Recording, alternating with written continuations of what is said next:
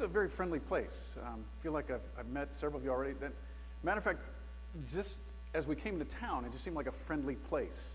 We stopped at Casey's to get some gas, and just to show you how friendly it is, I'm walking into Casey's to go inside there, and there was a guy. I don't know if he does this all the time, but there's a guy there in a full clown suit, red nose, big hair, everything, standing at the door.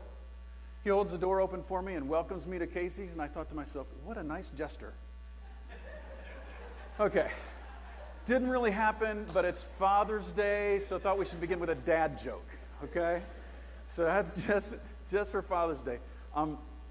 But I really do appreciate being here. I teach at Ozark Christian College. I was in youth ministry for 29 years, and then they asked me to come teach youth ministry, so that's kind of what I do. And I'm just going to go ahead and tell you, I'm preaching with my laptop because I've got something wrong with my eyeballs, and so I have to blow it up and make it larger and stuff. And so just to let you know, I'm not trying to be really cool. That I'm beyond that. But it's just to make my notes bigger. Well, anyway, the next story I'm going to tell you is actually a true story. Anybody here from a larger family? You know, you just consider, okay, there's quite a few of us. You get together at Christmas time, and the house is pretty full, pretty packed. Well, this is one of those Christmases where almost everyone was home, and there was about 30 of us in the house. And so a lot of people, and of course we ran out of stuff, and I was asked, would you go down to the gas station and get some ice? So again, I went to Casey's, but this one's true, this one's real. And my brother and I went down to Casey's. It's on Christmas Day, right? We walk in, I mean, the streets are empty, the place is empty, no one's there. There's a young woman in the back over near the soda fountain, and she's stacking cups, counting cups or whatever. And she, you know, without even looking at us, she hears the door and she says, "Welcome to Casey's." And my brother, we just say, "Hey, hello." And my brother, he's really friendly guy. He goes, "Hey, how you doing?" And she says, "Oh, living the dream, sir, living the dream." Now, I don't imagine that working at Casey's on Christmas morning was her dream. But you know what? Maybe it was. Maybe this is her step towards her dream. You know, she's making some money so she can pay for college bills and those kind of things. And so this is moving her towards her dream. Living the dream. Who knows? Every one of us have dreams. We do. We have things we dream about doing. And some of the dreams are real. Some of the dreams that we have are just over the top. They're not things that you know, maybe we're not going to ever really accomplish that, but it's just something we dream about. Some can be things that we actually try to achieve. Other dreams happen to us in our sleep, and sometimes they're just so weird we don't even know how to describe them. You have any dreams like that? Every now and then I'm dreaming that I'm being chased by bears. Yeah, it usually happens when I'm stressed about something. You know, just bears chasing me, they're trying to get me. Today's message is about a dream. It's one that took place in a man's sleep, and yet it was so real to them that it actually changed his perspective. The Bible account that we're going to look at is in Genesis 28. If you want to open your Bibles and look at that, Genesis chapter 28. I'll give you a little background to that. Abraham, the patriarch, father of the Israelite people, he's got a son named Isaac. Now, this is a big deal because Abraham has this son in his old age. And I'm not talking about 50. I'm not talking about old age 50. I'm talking about old age 100. He fathers a son. And his wife, Sarah, is 91. They're having a son. Okay. Well, so they have this son. Isaac grows up. He ends up having two sons, twins, Esau and Jacob. Esau was the hunter. He's the outdoorsman. Jacob, he's more of a homebody. They grew up. Their father got old. And before dying, he wanted to offer a blessing to his son. Now, actually, Esau's a little bit older, just minutes older, I'm guessing, as twins. And he should receive the larger blessing. But Jacob, he's pretty tricky. So Jacob deceives his father, goes in. I'm not going to give you the whole story. You get to read that story some of the time. But he goes in, he deceives his father, and his father gives him the greater blessing. Esau finds out about it later, and he's angry. He's pretty upset. Well, actually, he's so upset he says he's going to kill his brother. He's going to kill Jacob. And so Jacob, he's got to run. He's got to run for his life. And so begins a very significant journey. And we're going to pick it up here in Genesis 28, beginning with verse 10. Jacob left Beersheba and set out for Haran. That's about 500 miles away. When he reached a certain place, he stopped for the night because the sun had set. Taking one of the stones there, he put it under his head and laid down to sleep. He had a dream in which he saw a stairway resting on the earth with its top reaching to heaven. And the angels of God were ascending and descending on it. There above it stood the Lord, and he said, I am the Lord, the God of your father Abraham, the God of Isaac. I will give you and your descendants this land on which you are lying. Your descendants will be like the dust of the earth. You will spread out to the west and to the east and to the north and to the south. All the peoples on earth will be blessed through you and your offspring. I am with you. I will watch over you wherever you go. I will bring you back to this land, and I will not leave you until I have done what I have promised you. Verse 16, when Jacob awoke from his sleep, he thought, surely the Lord is in this place, and I was not aware of it. He was afraid, and he said, how awesome is this place? This is none other than the house of God. This is the gate of heaven. His destination is 500 miles away. Just to give you an idea, that's pretty much Wichita to Denver. I mean, it's a long distance, and he's probably doing most of this on foot. He's alone. And there's no caravan, there's no servants, there's no guards, there's no tent to sleep in at night. And remember, it's Esau who could live off the land, right? Esau is the hunter. He's the outdoorsman. Jacob, we don't know. Did he bring enough food? Did he pack enough food for this entire journey? Where's he going to get it? And so Jacob takes off. This journey is going to take weeks. Even though it takes weeks, I find it interesting when I read this that only one night of the entire journey is recorded, and it's this one. And yet this night was very significant, and the entire journey was significant. You see, if Jacob had stayed there, this place where God was, if he had stayed there because it was so powerful, so magnificent, if he just stayed in that place, he just put his life on pause, he would have never met the woman he was going to marry. He would have never had his son who had sons and sons and sons, and pretty soon his descendants would outnumber the dust of the earth, right? Every day is significant. Every bit. We can't stop and put our lives on pause when we're in a good place. We want to. I don't know if you've ever been like that. It's like, this is just a great time. It's a great place. Things are going really well with the family right now. Could we just put things on hold? No, life keeps coming at us, doesn't it? It just keeps coming at us. Every day, every step, every breath that we are given from God is significant. Every day. Unfortunately, we often miss the significance until we're hit over the head with it, right? Until something sometimes tragic happens. We miss the significance. It's like, oh, hey, how was your day? Oh, it's good. It's good. What'd you do? Well, I got up. I ate some breakfast, went to work, had some meetings, talked with some people, got some reports done, came home, had some dinner, went to watch my son play some ball, and then I came back, watched some TV, went to bed, and got up the next day and did the same thing. Where's the significance in that, huh? Yeah, sometimes it can just be like, I'm not sure I saw God today. I'm not sure I recognized him. Where's the significance that? Are we too busy to see God in the day to day? I confess that there's been many times that I have been that way. I think that I just move through life, move through the day. Before I know it, the day's gone. Where am I in my journey? Sometimes I think that I need to be wakened from my sleep. I was a youth pastor for 29 years. And sometimes in youth ministry, we do some stuff that defies all logic. You know, it just doesn't make sense. One of those things that defies all logic is that thing that is called the all-nighter. I do not recommend this. But I can tell you the last one that I helped with, I volunteered to help a friend. 2005, we were bringing in the new year. It's an all-nighter. It was one that was open to the whole community. Literally, there were over 800 kids that came to this thing. So it's packed out. It's at a convention center. They've got one area where there are ramps and rails. So it's for BMX bike kids and skateboard kids. And they've got another area that's got a dance floor in it with a DJ. And they've got basketball courts in there. And there's concession areas. And there's all kinds of great stuff. There's huge bouncy house things, just all kinds of fun stuff. And then there was the room I was in. A 10-foot by 16-foot room called the prayer room. Okay. You can imagine it was packed. Okay. I was in there for an hour and a half before I saw anybody. Well, actually, that's not true. There was one kid that was pushed in the door by his friends. I mean, he came to the door like this and ran back out. Okay.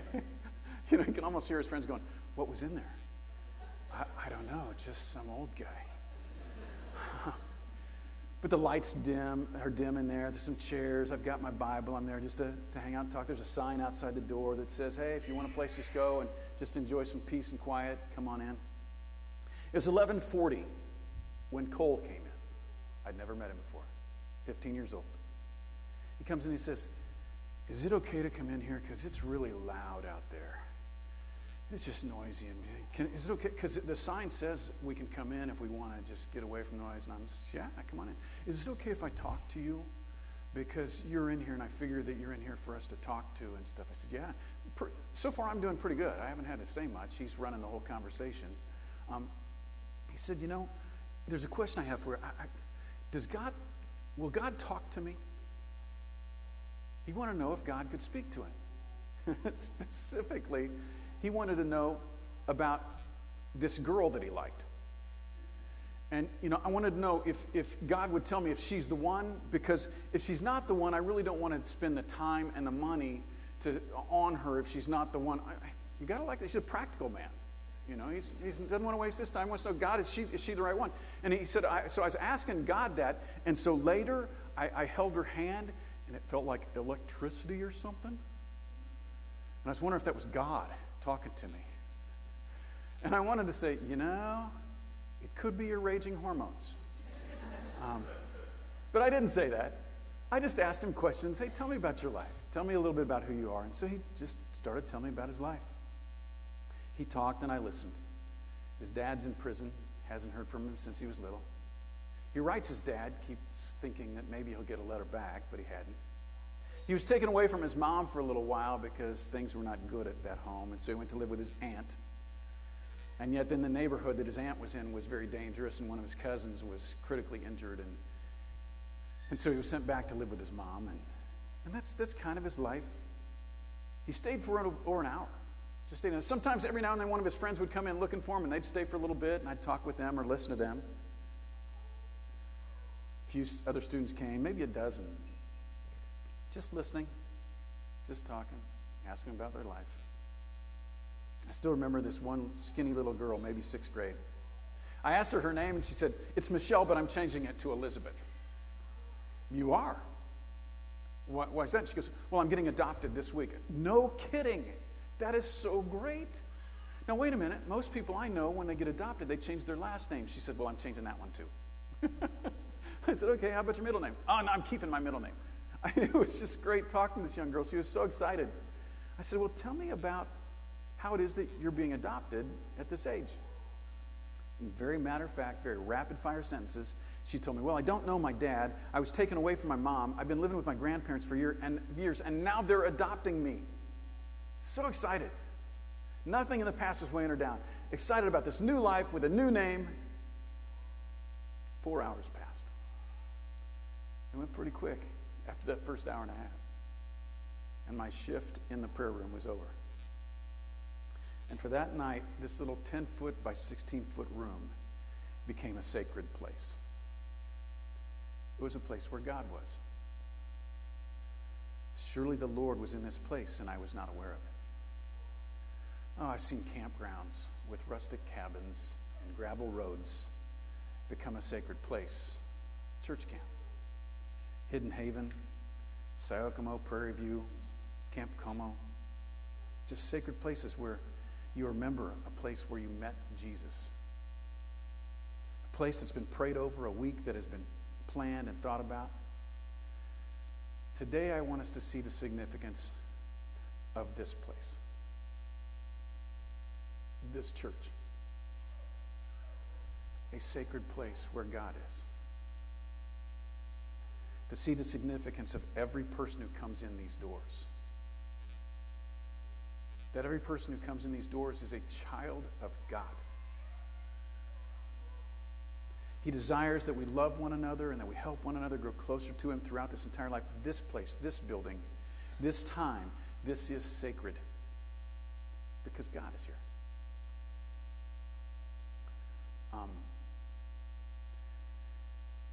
Jacob's dream that we read about took place on the second or third night of his travel. It's about 70 miles from his starting point. He's alone. He's in a strange place, a dangerous country. He's so tired that he slept on the ground, and he used a rock for a pillow. I mean, this was his pillow, a rock. You have got to be very tired to lay your head on a rock and go to sleep. I mean, you can try, but you cannot fluff up a rock. I've tried. I can't fluff up this rock. This is a rough night of sleep.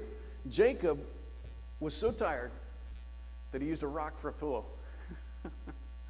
That's tired.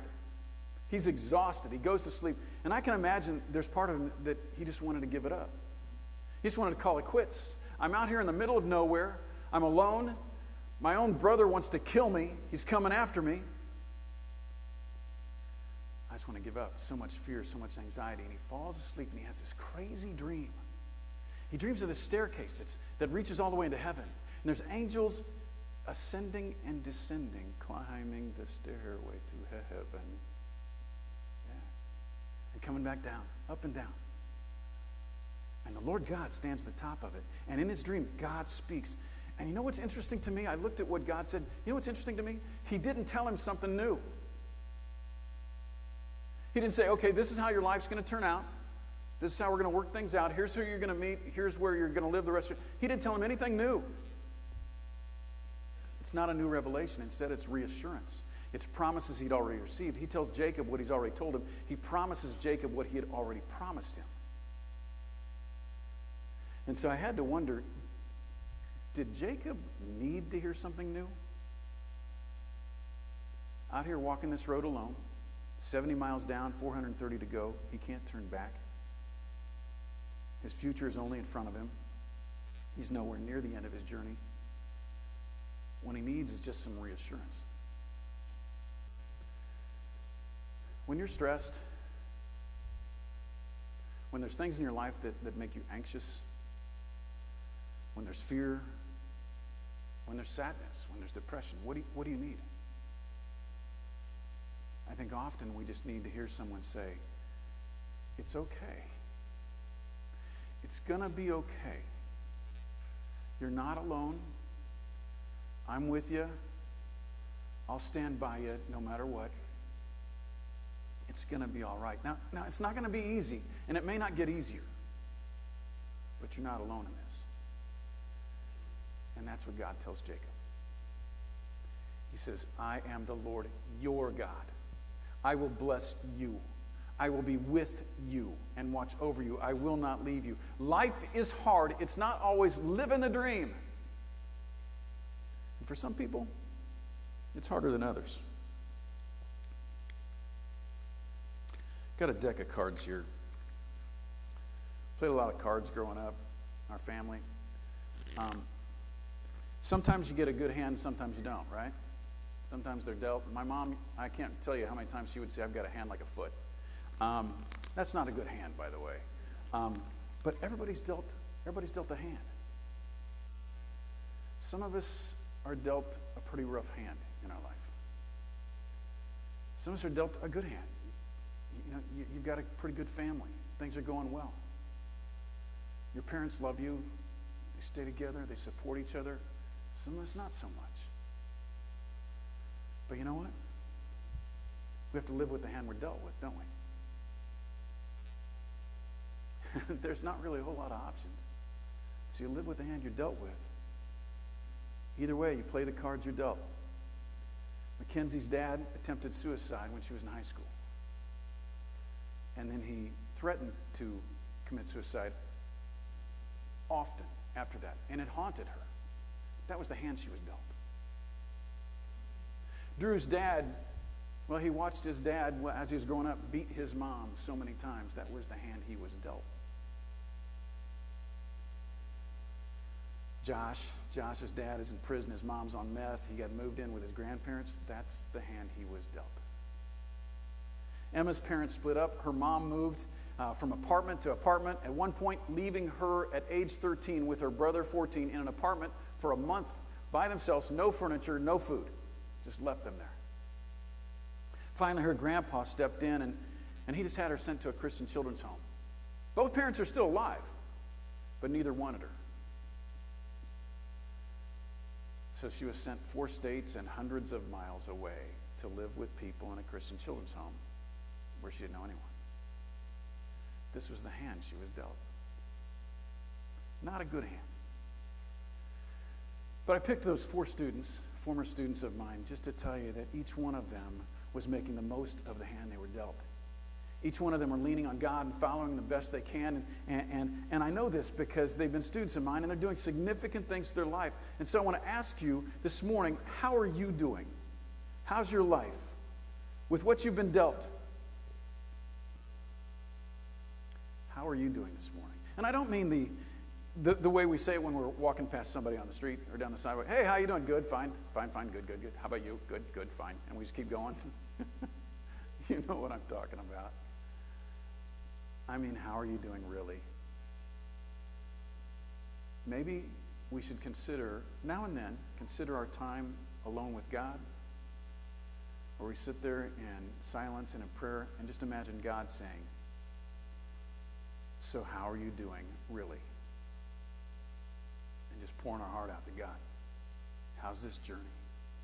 When you find yourself in the middle of the journey, maybe facing a difficult day or week or month, the dream isn't going as you planned. You need to hear God's reassuring words, I am with you. Life's hard, but you're not alone. Well, you know what? Then it happens. Jacob wakes up. And he wakes up more awake than he's ever been in his life, thanks to the dream, and he realizes for the first time that there's more going on around him than he ever imagined.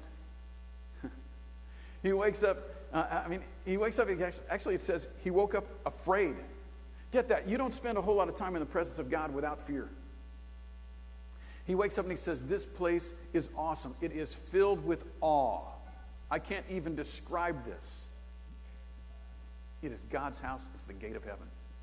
Was he in an incredible place where the architecture was just magnificent? Was he in Solomon's temple? No. Was he in a church of any kind? No. He's out in the middle of nowhere. And yet he was in the middle of God's presence.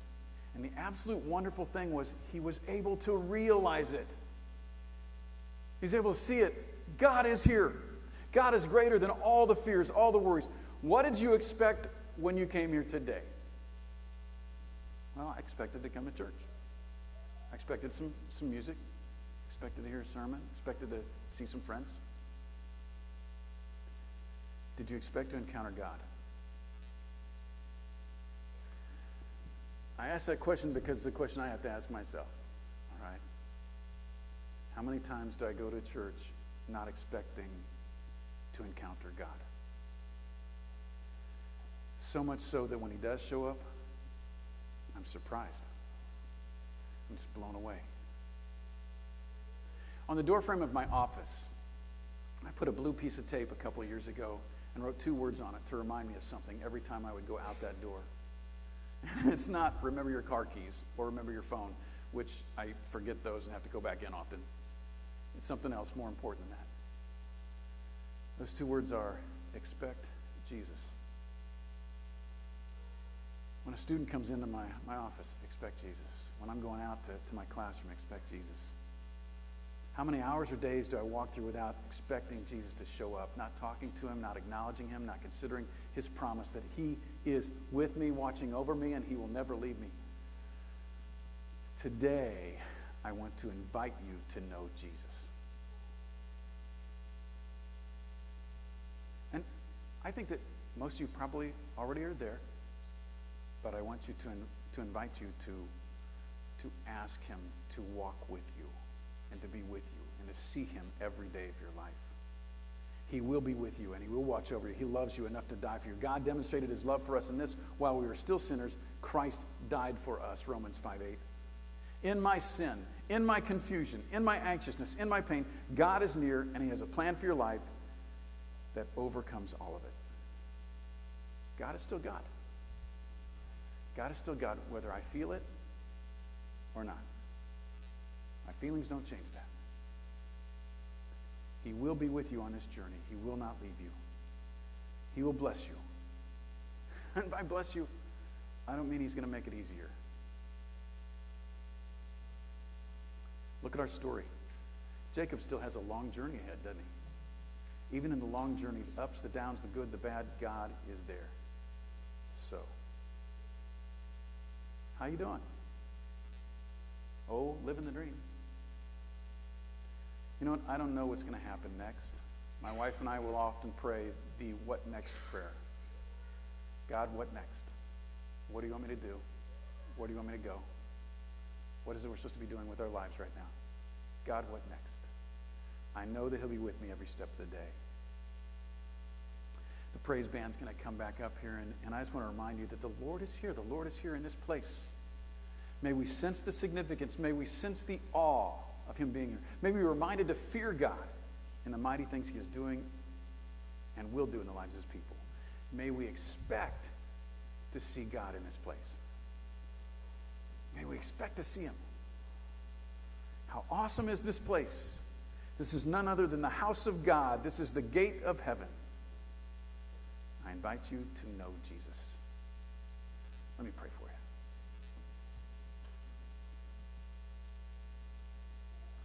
Father God,